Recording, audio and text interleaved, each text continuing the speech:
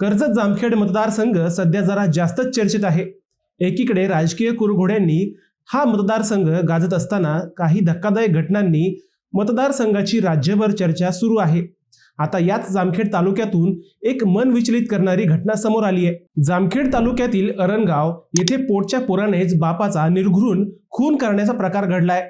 बाप लेकातील किरकोळ कारणातून मुलाने बापावर थेट कोयता व काठीने सपासप वार करून माणुसकीला काळीमा फासलाय। पोलिसांनी सुरुवातीला अकस्मात मृत्यूची नोंद करून पोस्टमॉर्टम अहवाल आल्यानंतर मुलावर खुनाचा गुन्हा दाखल केलाय।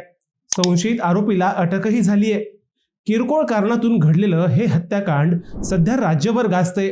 नेमकं काय झालंय आणि हे हत्याकांड का घडलं हेच आपण या व्हिडिओतून पाहणार आहोत। नमस्कार, मी अजय आणि आपण पाहत आहात अहिल्यानगर लाईव्ह 24, नगरी घडामोडींचं परफेक्ट अनालिसिस। घटना आहे 26 एप्रिल 2026 ची। जामखेड तालुक्यातील अरणगाव येथे सोनवणे कुटुंब राहतं। सायंकाळी 5 वाजेच्या सुमारास ऊन उतरल्यावर रावसाहेब विठ्ठल सोनवणे हे 68 वर्षांचे वृद्ध त्यांच्या लिंबाच्या बागेत गेले। तेथे ते लिंबू तोडत होते। त्याच वेळेस शेजाऱ्याशी काहीतरी बिनसल्यानंतर त्यांनी शेजाऱ्यांना शिवीगाळ करण्यास सुरुवात केली। त्यांचा मुलगा अशोक रावसाहेब सोनवणे वय 24 हाही त्यांच्या सोबत होता। शेजाऱ्यांना विनाकारण शिवीगाळ का करता असं अशोकनं वडिलांना विचारलं, तरीही रावसाहेब सोनवणे हे विनाकारण शिवीगाळ करतच राहिले। आता या शिवीगाळीचा त्रास त्याचा मुलगा अशोकसह इतरांनाही होऊ लागला। शेजाऱ्यांसोबत भांडणाला कारण होईल म्हणून अशोकला ही शिवीगाळ सहन झाली नाही। कारण नसताना वडील शिवीगाळ करत असल्यानं अशोकनं त्यांना पुन्हा समजावलं, परंतु आता दुसऱ्यांदा मुलानं टोकल्याने रावसाहेब यांचा पारा चढला। त्यांनी हातातील कोयत्याने अशोककडे धाव घेतली। अशोकने पुन्हा समजावण्याचा प्रयत्न केला, परंतु राग अनावर झाल्याने रावसाहेब यांनी आपल्या मुलावरच कोयता उगारला। बाप लेकातील हे भांडण अति विकोपाला गेलं। रावसाहेब यांनी रागाच्या भरात पुन्हा अशोकवर कोयता उगारला। आता अशोकचाही संयम सुटला। त्यानं बापाच्या हातातील कोयता वरच्यावर अडवून तो हिसकावून घेतला। तरीही वडिलांचा राग शांत होत नसल्याने त्याने तोच कोयता पुन्हा बापावर उगारला। वाद आता अगदीच विकोपाला गेला।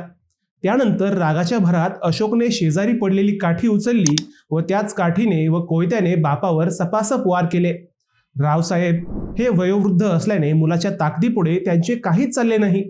अशोकने वडिलांच्या पोटावर पाठीवर बेदम मारहाण केली।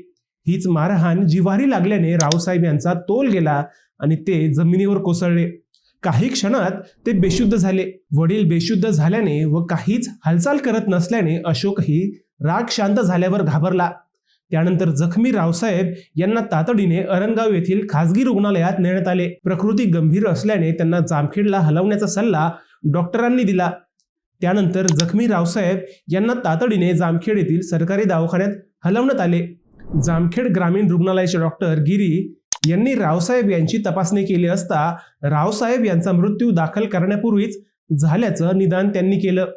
घटना गंभीर असल्यानं जामखेड ग्रामीण रुग्णालयानं तात्काळ जामखेड पोलिसांना ही खबर दिली। जामखेड पोलिसांनी सुरुवातीला अकस्मात मृत्यूची नोंद केली। प्रकरण मारहाणीचं असल्याचं स्पष्ट दिसत असल्यानं पोलिसांनी तपास सुरू केला। डेड बॉडीची अवस्था पाहता काही फॉरेन्सिक तपासण्या आवश्यक होत्या। ते तज्ज्ञ नगरमध्ये उपलब्ध नसल्याने अखेर हे पोस्टमॉर्टम पुण्याला करण्याचे ठरले। यानंतर मृत रावसाहेब यांचे शवविच्छेदन पुण्यातील ससून रुग्णालयात करण्यात आले। ससून रुग्णालयाने दिलेला अहवाल व पोलिसांची शंका बरोबर निघाली। ससून रुग्णालयाच्या डॉक्टरांनी पोटाला गंभीर फटका बसल्याने अति रक्तस्राव झाल्याने मृत्यू झाल्याचा रिपोर्ट दिला।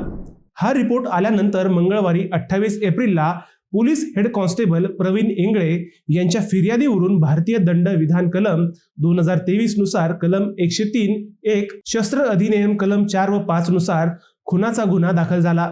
पोलिसांनी तत्काळ मुलगा अशोकला अटक केली। किरकोळ कारणातून बाप व लेकातील भांडण विकोपाला गेले आणि हा अनर्थ घडला।